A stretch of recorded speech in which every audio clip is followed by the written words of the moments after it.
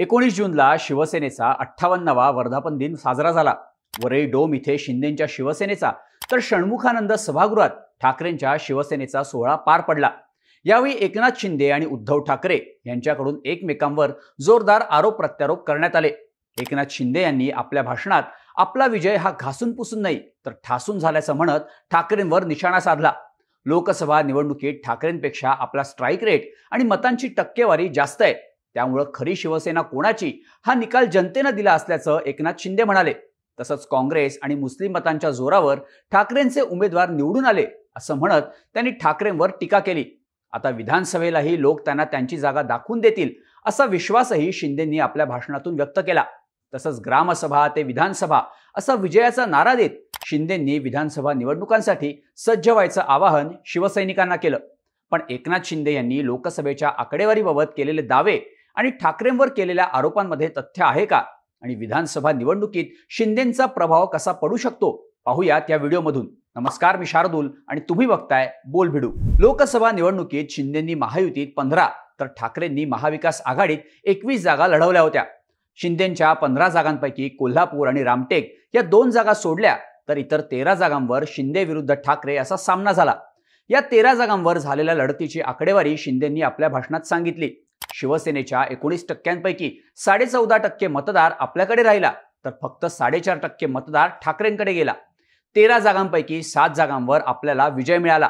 आपला strike rate 47% तर त्यांचा स्ट्राईक रेट 42% राहिल्याचं शिंदेंनी यावेळी म्हटलं।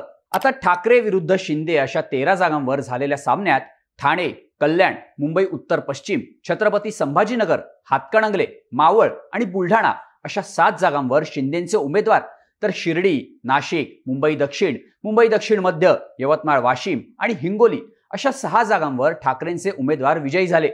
त्यामुळे शिंदेंनी ठाकरेंपेक्षा 1 जागा जास्त जिंकली। त्यासोबतच शिंदेंनी लढवलेल्या एकूण 15 जागांपैकी 7 जागा जिंकल्यामुळे त्यांचा स्ट्राईक रेट 47 तर ठाकरेंनी 21 जागा लढवून फक्त 9 जागा जिंकल्यामुळे त्यांचा स्ट्राईक रेट 42 ते 43% होतो। त्यामुळे शिंदेंचा स्ट्राईक रेट ठाकरेंपेक्षा 4 ते 5% जास्त आहे। आता या 13 जागांवर शिंदे आणि ठाकरेंच्या उमेदवारांचा एकूण मतांचा आकडा बघितला तर शिंदेंच्या उमेदवारांना मिळालेल्या एकूण मतांचा आकडा 62,65,632 इतका होतो, तर ठाकरेंच्या 13 उमेदवारांना एकूण 60,38,891 इतकी मतं मिळाली आहेत। म्हणजे शिंदे विरुद्ध ठाकरे अशा 13 जागांवर शिंदेंच्या उमेदवारांना ठाकरेंच्या उमेदवारांपेक्षा 2,26,741 जास्त मतं मिळाली आहेत। या 13 जागांच्या मतांच्या आकडेवारीवरून जर सरासरी काढली तर शिंदेंच्या प्रत्येक उमेदवाराला सरासरी 4,81,971 तर ठाकरेंच्या प्रत्येक उमेदवाराला सरासरी 4,64,530 मतं मिळाली आहेत। त्यामुळे सरासरीच्या बाबतीतही शिंदेंच्या उमेदवारांचा परफॉर्मन्स हा ठाकरेंच्या उमेदवारांपेक्षा उजवा राहिलाय।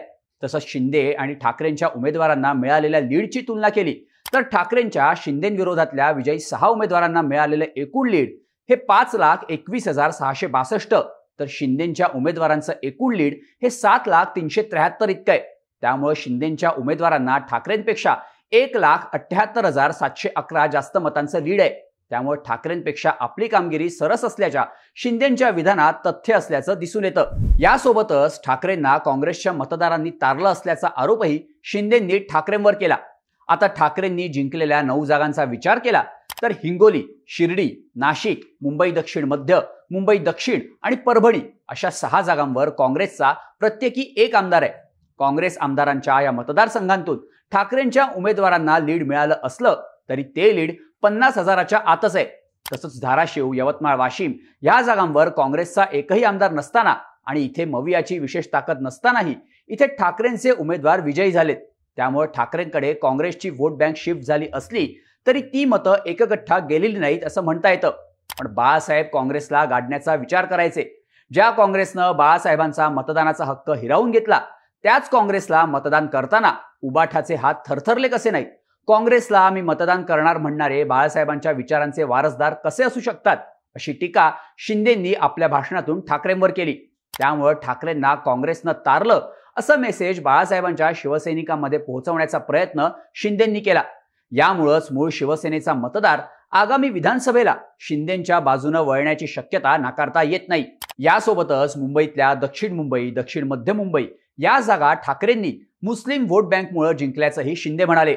यावेळी त्यांनी दक्षिण मुंबईतल्या काही बूथवर ठाकरेंच्या अरविंद सावंत यांना आणि शिंदेंच्या यामिनी जाधव यांना मिळालेल्या मतांची संख्याही सांगितली।